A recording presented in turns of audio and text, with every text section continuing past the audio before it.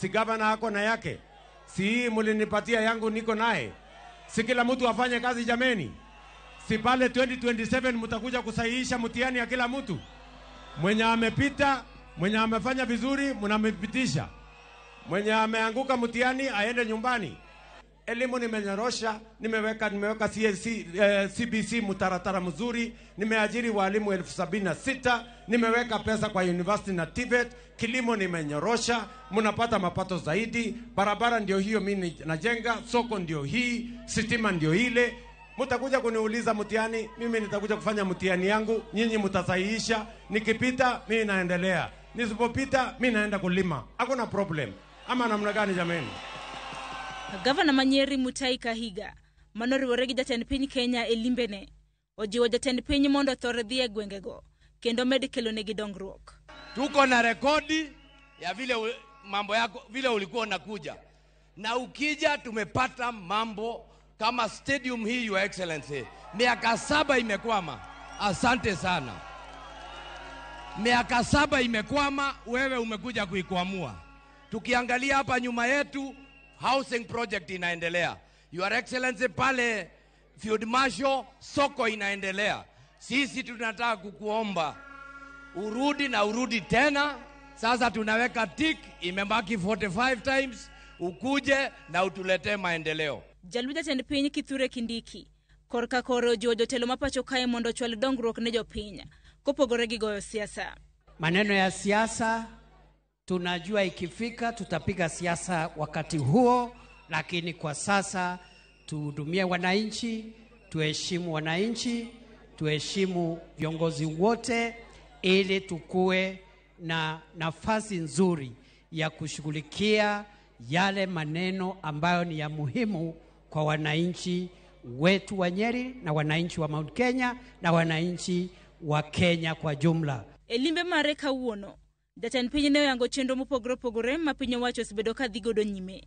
Chenro moriwo gedo mag udi manyasani, chirni, kuonde lony manyasani e kind chenro mamoko. Jatend piny otieko limbe mare mar ndalo 5 e gwenge mag Masawa, limbe motimo bang' thuolo mar dweche 6. E limbe ne jatend piny nolimo kaunti ma Meru, Nyandarua, Kirinyaga, Tharaka Nithi, Murang'a, Embu, Nyeri kaachiel kod kaunti ma Kiambu. Kata bed ni tona nitiere kapok nochako limbe ne kaluwore kod pogruok manobedo godo bang' thicho oko mana en jalupne Rigathi Gachagua e telo, limbe mare no dhi nyime maonge ng'ikruok moramora. Watu wa Kiambu mimi nawauliza, mnasema tuungane ama tutengane? Sharon Ongao, Ramogi TV. Ji 13 owito ngimagi kama moko 11 oyudo hinyruok maricho e masira mar apaya motimore apaya ma Kaplong Kericho odhiambo ma kawuono. Masira no notimore e kind lori matatu mating'o jowuoth to kod mtoka matin kido mar Nissan Mazda. Simfros Okinda nigi ler mathoth. Liti gikuyono kwa kolwasi alworani Makapkakete apaya ma Kaplong Kericho tok masira manowuok e kind lori matatu mating'o jowuoth kod nyamburko matin mano kido mar Nissan Mazda. Japagadeko wito ngimagi kanyo ka jomoko 11 otony kod adhonde maricho. Hii ajali imehusu 3 vehicles, matatu, lori na private vehicle. It is very unfortunate na members of public together with government officers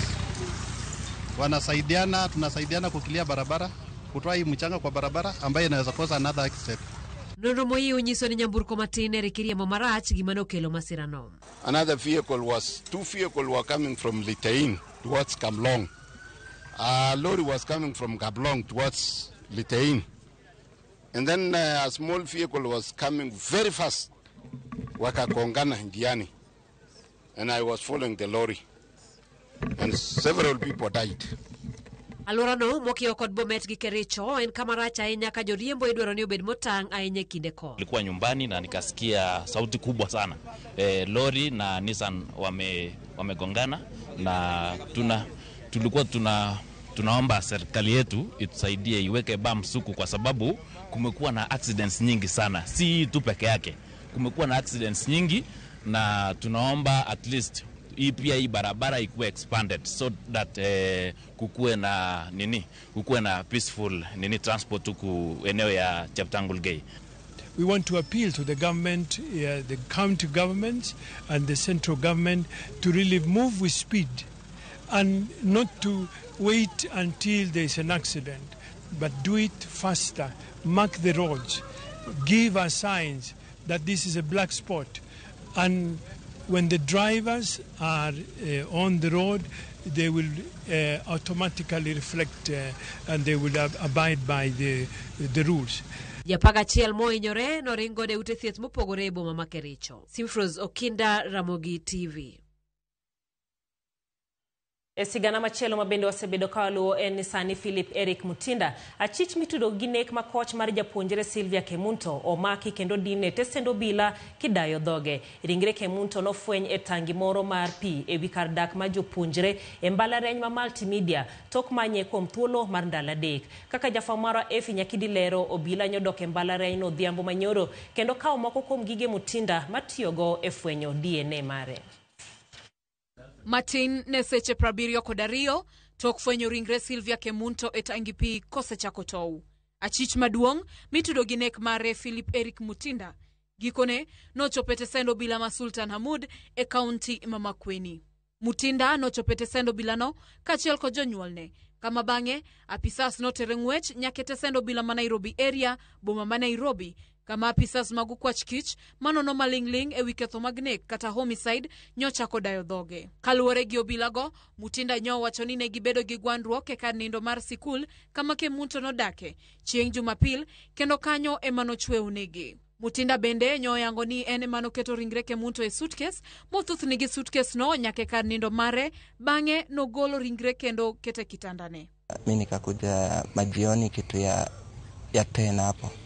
Nikapata the guy with the suitcase anajaribu kuilalia on the top of the head, hapo kwa head kama pillowcase, and then it felt uncomfortable, then akadecide kuiweka hapo tu kando ya hiyo desk. And then after that the morning kuamkia niliamka kitu 8 hapo, nikapata huyo jamaa bado nikashatoka na yuko around, na the suitcase was also not around. The suspect is actually a lover to this girl, a boyfriend.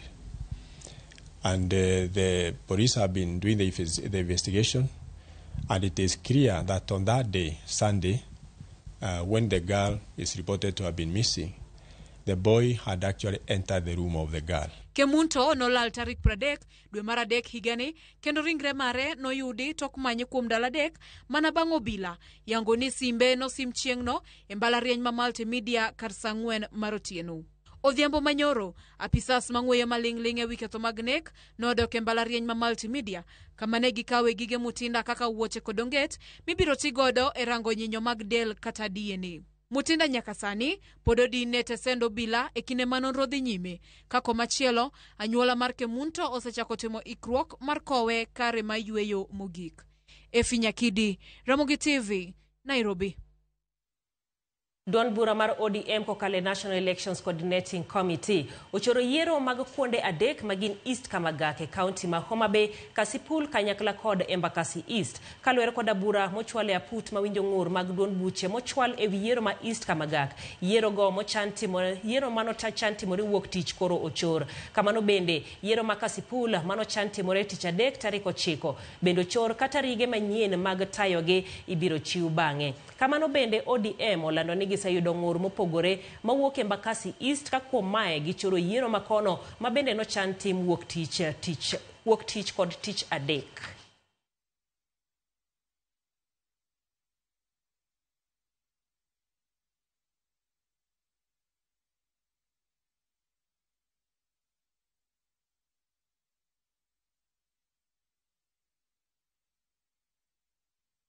Riwruok mar jochiw arita e kuonde dak ma Nairobi owuok oko ka giywago keto githenge kendo weyo gitiyo ma onge sir moramora. Riwruogno matiye e bwo kaunti ma Nairobi wacho ni gisekonyo e bero arita e luora e kaunti ma Nairobi. Jafwambo marwa Anthony Achayo nigi ler. Kaluwore kod chal marach mar arita mokwako moko kuom kuonde dak e boma ma Nairobi, kaunti ma Nairobi nochuogo riwruok makonyo tayo arita mabende tiyo machiegni kod obila nyayo arita e gwengego. Iwacho ni nyaka ne gichak tich, Weche njore osedok chien e moko kuom kuonde dak magisabedo ka gichwalo chenro mag-gi. Kaka area kumanae dhok ni kwalo odiochieng' otieno, but community policing o make sure ni dhok mani kwalo go ginuang'o jogo magimako gi motergi ka police ka gibedo interviewed dhok no we kwalo. Ber maseneno e community policing wasekelo security e area, especially area madake kamilongo ni Kasarani Sports View. Aneno ka security ber nikech koro wamakore gi polise kod jo community, koro okane rach moro. Kata bed ni gisabedo ka gitiyo matek e jiwo weche mag arita, giywak ni osaket gi thenge kendo onge sir moro amora ma giyudo. To mostly gitiyo kata nono. Tinwang'o ka jok mathago gi ahinya gin chiefs. Kech chief ok support community policing. Gin gi support nyumba kumi ni e bo community policing gigolo, giketo kucho, to gin ji adek. Gidwaro mondo kaunti ma Nairobi kod piny owacho ti kodgi machiegni e medo jiwo arita. Community policing onego bed strengthened gomolo nikech sheria wacho ni omolo can make to see that community policing is working. So aanze kwa hiyo ofisi, ochake ofisi no, kobiro piny, ochaki RCs, mondo ng'eni community policing gine jokombe mag security. To ka koro community policing tiyo tich mar security, to giri organize, kare gin gitiyo ne ng'awa gini. Antonia Chayo, Ramogi TV. Moko kuom jodak mawuok e kar chung' od bura mar Lagos Songa County ma Siaya odok ne jatend migawo mar ohala e kaunti no Grace Agola kaluwore gi dwaro mar MCAs mar thiche oko e apis. Kotelnegi koda John Ogeya ma bende en jaked ne ratich oganda giywak ni MCAs ma kaunti no itiyogo marach mar golo oko e apis jotelo mawuok a Lagos Songa. Wirani ma e tim manotimne jalup gavana William Oduol kod jatend migawo mar pi machon e kaunti no Julie Onyango. Gichiwo siem mager ne gavana ma Siaya James Orengo ka giwacho ni chal makama nyalo bage e yiero ma 2027 ponono nobiro laro kom mar gavana. Grace en waziri ma Siaya mokwongo. To gik mosetimre jo Alego moko mokalogo wala ani kendo wacho mar Grace Agola ni okane timre. Alego Songa en party ma Siaya to gibedo nego migi pok gi marom kod kaka migi sub counties moko go. To gino sabi aminga to wadwa chiwo mana CM ni ma Grace okane timre kaka moko go setimre to waling kendo kwaling kendo wawuok woko kendo no Grace kendo no jo Alego kod Alego mangima mondo wang pokgi kako winjire ka development projects mosemiyo wan kaka Jalego wagduoko erokamano kaka Jalego. To gima nenda wacho nen mondo ne mbele kura biro next year 2026 campaign dhi chako. To lweny miketo pinyni en lweny machalo gi mag target governor mondo governor nere ka gimogore kod Jalego.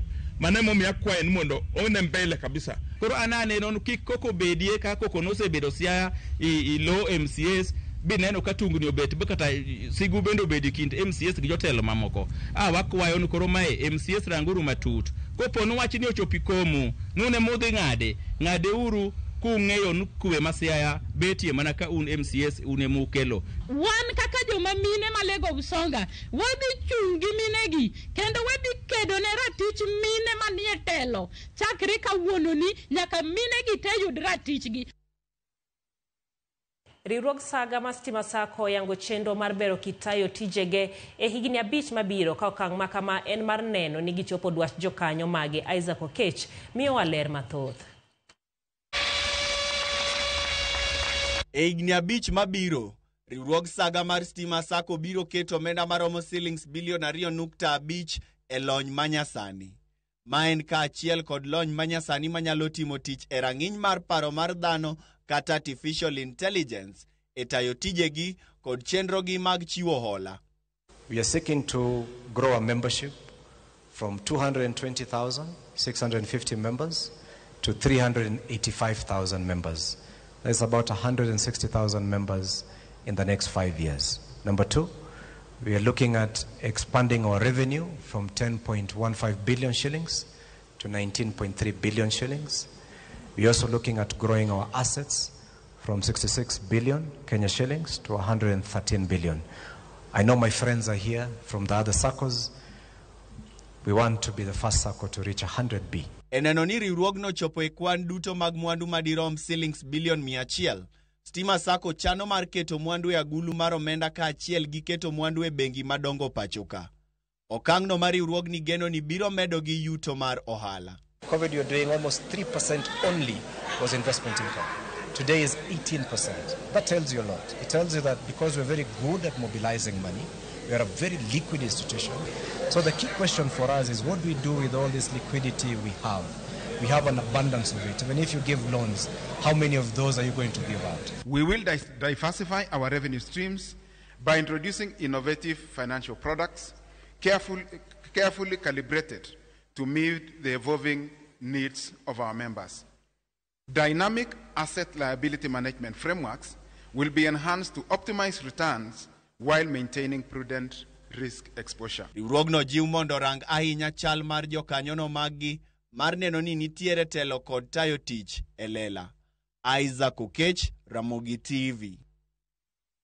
Report no ero mar Isaac Okech bende watirwa e yueyo wa mokwongo erokamano nya odaka Jimmy maka mboga iwacho ni ntiere game komwok Ramogi TV ler kabisa tiwacho ni timo mos makende ne jomorado kod masira mar apaya makap katet Moses Osaso kod Sharon Nyaugenya kawuok Bware Uriri wacho neno Ramogi maler kabisa Barak Ndama wuod Wathonger Kadem igeno ni iwacho ni wario maber kabisa erokamano ahinya imoso baba ni Joseph Ndama gi Okoth Jarapogi kod Kokomo Victor machiele mari Juma Brian ineno Ramogi yeno ero makare iwacho ni atimos ngama onego japuonjre iwacho ni ichayo kabisa ka ote mari bende nyisa kende ni Jael masira mar nek mabende dhi nyime owinjo kawnegi okang mager kabisa kata kamano okinyisa nyinge ni in ngawa kata kamano wamedo mana rwako ote magi made bende donjonwa e lai marwa mar 2-3-6-9 to gisani to wadhi e yueyo pod waduogo gi weche manyien mamoko kikidhi mabor.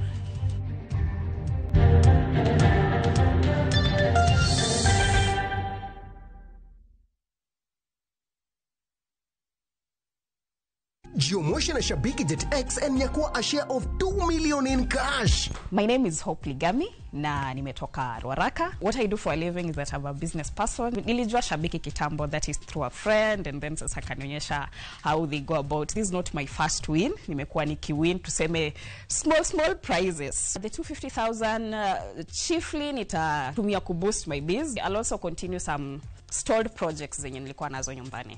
To the ladies, I can also tell them it's not just something that only men can do. It's something for everyone. Jiomotion Shabiki Jet X. Not for persons under the age of 18. Authorized and regulated by BCLB 428.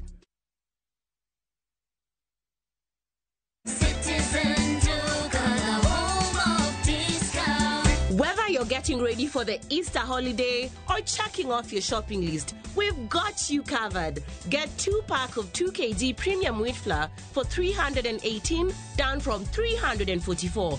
2-pack of 2 kg Pishori aromatic rice for 1,018, down from 1,210. 3 liters of cooking oil at 799, down from 1,060. 2-pack of 2 kg sugar, 578, and salt at just 35 shillings.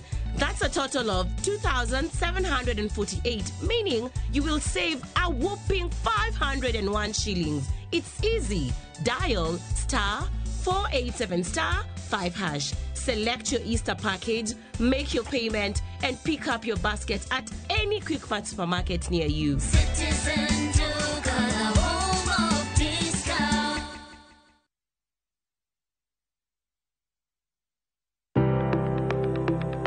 En gima konyo e ngima mapile, to ken gima ng'ato dwaro e ngimane.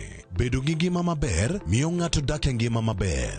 Kapok achopo kama dhi osiptal mamiya yath, ang'oga ng'oma nyalo timo. Riwri gi Ruth Otieno e penj laktar, ka wakelo ni paro mag jolony, paro mag reso ngima ji, kod sigendni majiwo ji. Sickle cell en tuo mawuok kuom jonyuol. Koro ka ji pok okendre, ji onego gidhi e pim mondo ging'e ka gin gi jin mar sickle cell. Kochakore gi lony manyien mag thieth, nyaka e yore mag thieth makonyo. Wan gi gik moko duto madwarore. Ka iwinjo kaki wuotho to kawira maki wi bari seche te idhi adhi osiptal wacho ni anadwani mondo kawuono pima remo. Penj laktar. Wuok tich nyaka tich abich, saa 12 odhiambo, mana e Ramogi TV.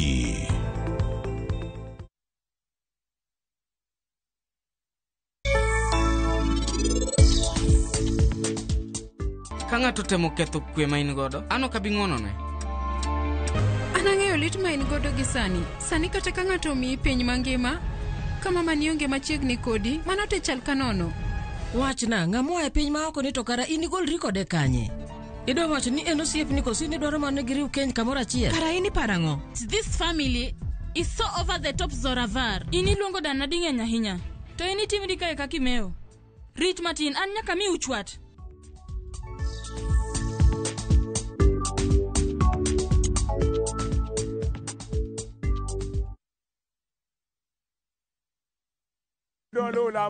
Bed kodwa e wuodhni ka wanono kit timbe mag anyuolawa. Oyundi no neni en winyo mayot. Sama nodhi chiemo, ng'ama ok ohero tich matek. Koro nyako ringi kodhi chiemo. Ema nomiyo chake kamano. Gin kido mamiyo wabedo kaka joluo, sigendni mopogore opogore mag dhoudi mag luo. Chiro ma kiti pando chira. Gini dwa chako ndeti mos. Okelo ni ahonda. Dil majony. Luweche mag luo mopogore opogore. Moro ka moro kuomgi nigi ranyisi mopogore opogore. Wuon magolo ng'ani ka wuongi watere wadhi gone dala. Koro atelo gi le to gi gweno. 111 Lu chenro ni ngeso ka ngeso saa 1:45 otieno e Ramogi TV.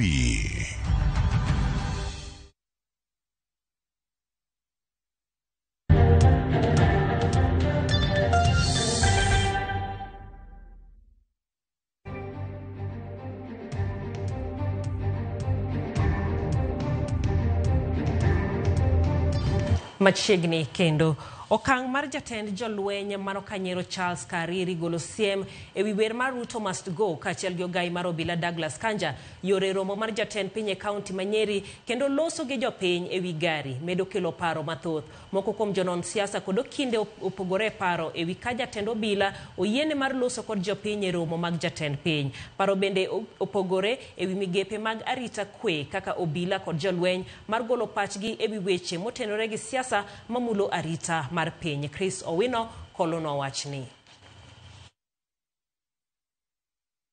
E bwo juma achiel mokalo, ten migepe mag arita kwe ma pacho kae osebedo kabilo jo Kenya kit chiemo ma ok ging'iyogo. E romo mar migepe mag arita kwe e juma mokalo, ogai mar jolweny Charles Kariri ne ochiwo siem ne rowere mosebedo ka wero wer mar Ruto Must Go ni Ruto inyalo mana gol e telo kokalo e debe. Ndalo machuok bang'e, ogai mar obila Douglas Kanja ne oweyo ji kod penjo mathoth bang' yuoro e limbe Ruto e kaunti ma Nyeri kendo twak kod jopiny e wi gari kaka josiasa. Nimukenete umor eneno jatend pinywa ugo erokamano. Ogai mar riwruok mar okinde pacho kae LSK Faith Odhiambo, riwruok mar jodolo mag jokopere KCCB, riwruoge makedo ne ratich oganda kod josiasa ne orego tok Douglas Kanja kod Kit Kamasia kuom donjore e weche mag siasa. Chik to wacho ang'o? Part of security mar piny ok en mana tiyo gi bunde kata tiyo gi, part of it en loso gi jopiny. Okay?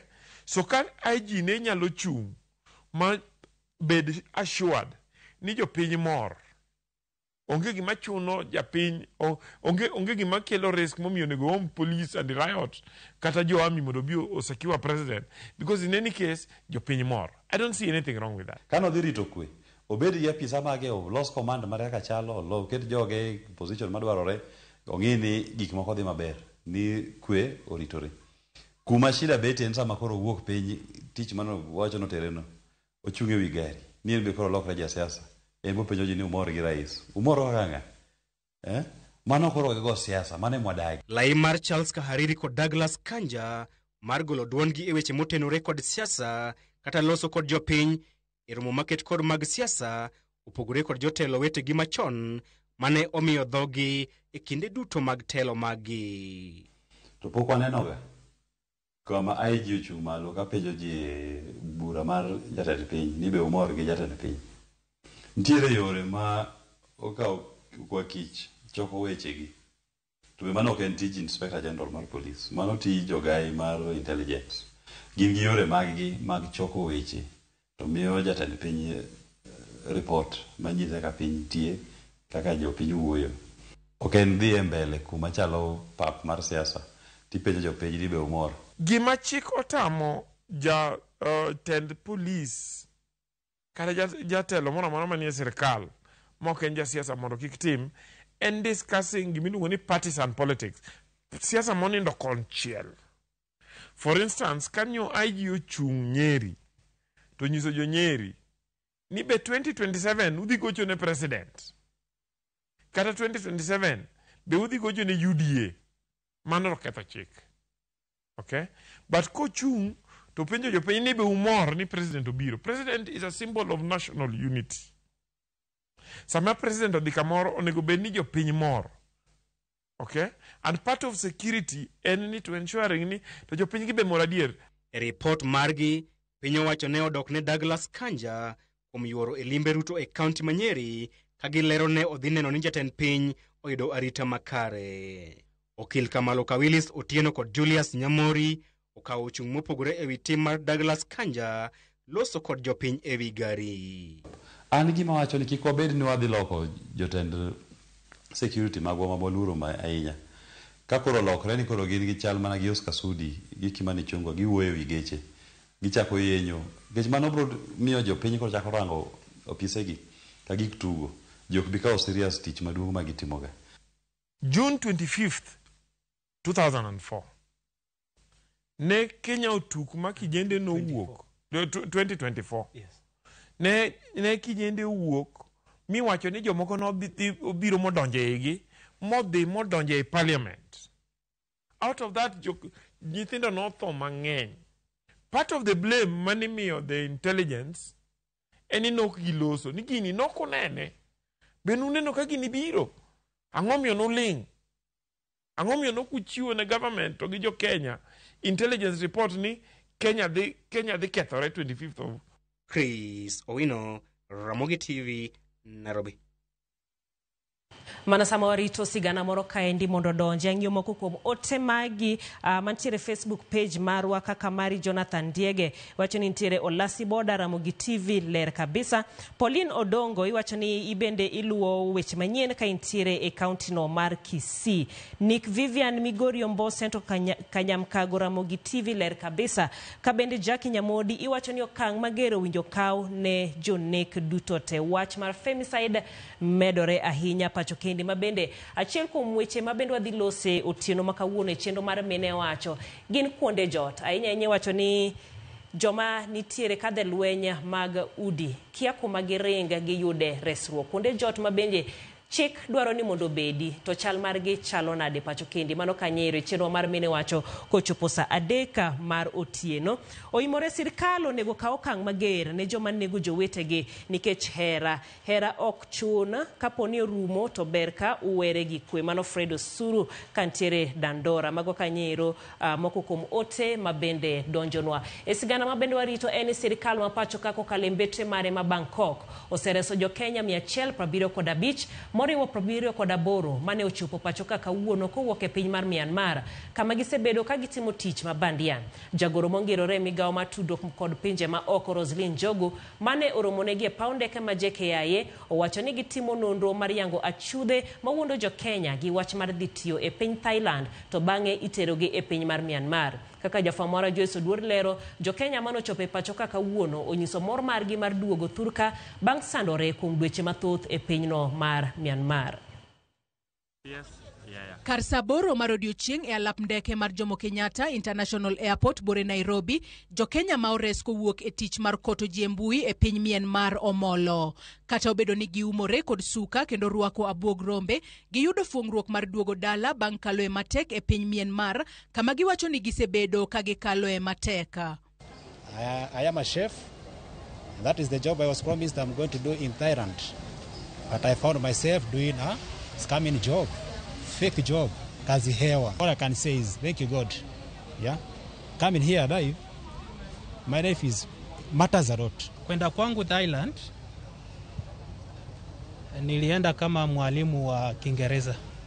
Wakati tulifika huko kazi sikuwa tena ya walimu, ilikuwa ni tuibie watu online, wisi.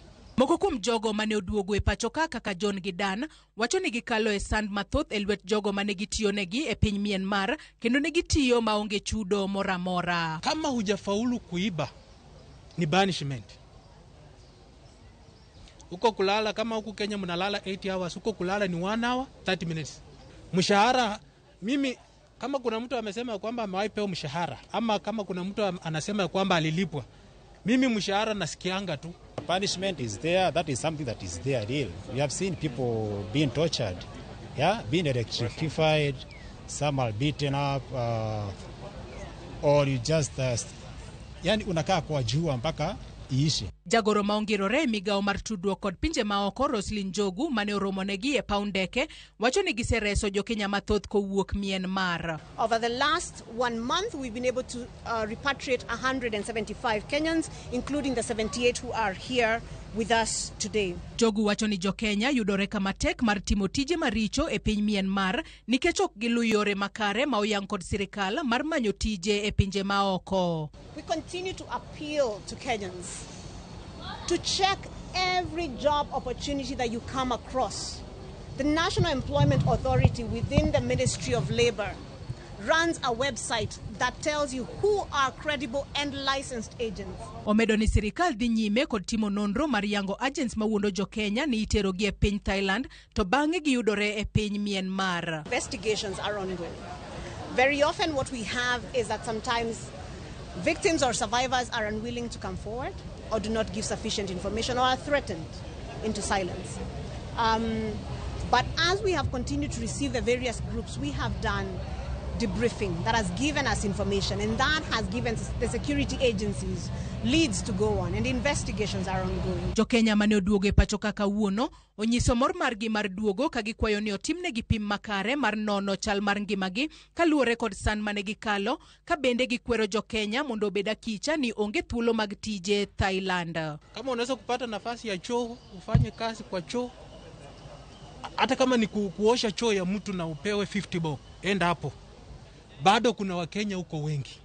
Mahali penye tumekuwa kwa hii 40 days imekuwa ni mateso. Sira, hakuna raha huko. So haijakuwa rahisi sana, lakini nataka nishukuru Mungu kwa kutusaidia tufike. Onge tije e pinyno mar Thailand mane ote mabende jo Kenya 78 ma oduogo e pacho kae kowuok e pinyno mar Myanmar nitiere godo ne jo Kenya wetegi ka koro gikwayo sirikal mar mondo mi odhi mbele kod chenro mar reso jo Kenya wetegi ma pod odong e pinyno mar Myanmar. Joyce Odur, Ramogi TV, alap ndeke mar JKIA, Nairobi.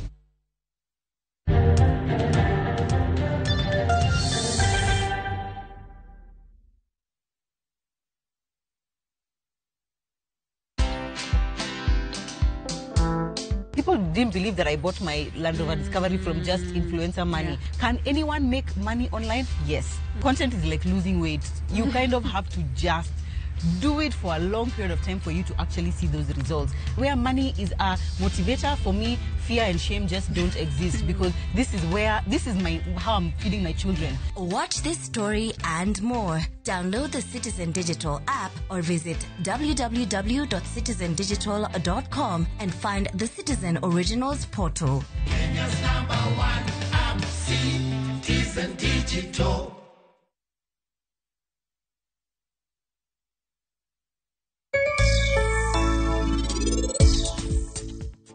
Raj, enango? Ang'eyo maber, ok idewa kata matin. Anadewi ahinya seher.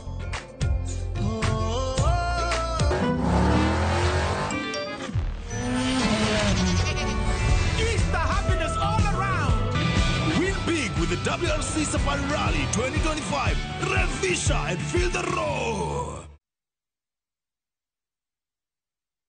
Ok an emasechikou. Beduru giteko, kendo beduru gichir, kik uluor, kik kweduru, nimar Ruoth Nyasaye ma Nyasachu biro bedo kodu kuonde duto. Yudo beduru giteko kaka skiza tune mari, di star 811 star 414 hash.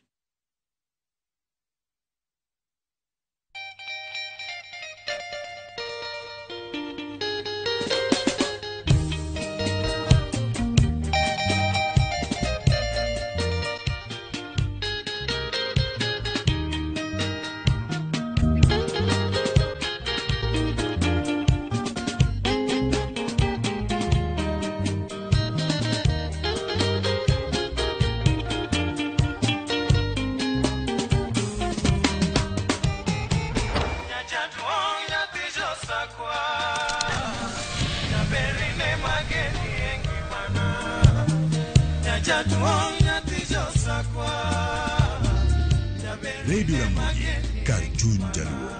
Radio Ramogi.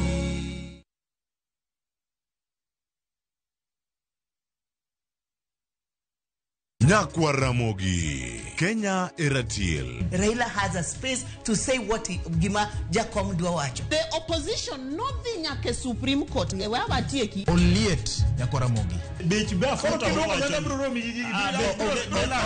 Jumapil ka Jumapil. Ana chungo mama Ratil kadel war piny. Ka adwani wa discuss kaka Kenya dhi. Winj twak mago Ratil piny. One was got no opposition. One was got no opposition 50 years. Mai okiparka kele wich bar moro. UDA onge kama pose donje. Adwani penja bati. Koso donje kona mane. Sachiel gi nus otieno. Siasa mar piny Kenya en siasa koso dongruok. Ka ikelo ni kod George Bati. Kik bai.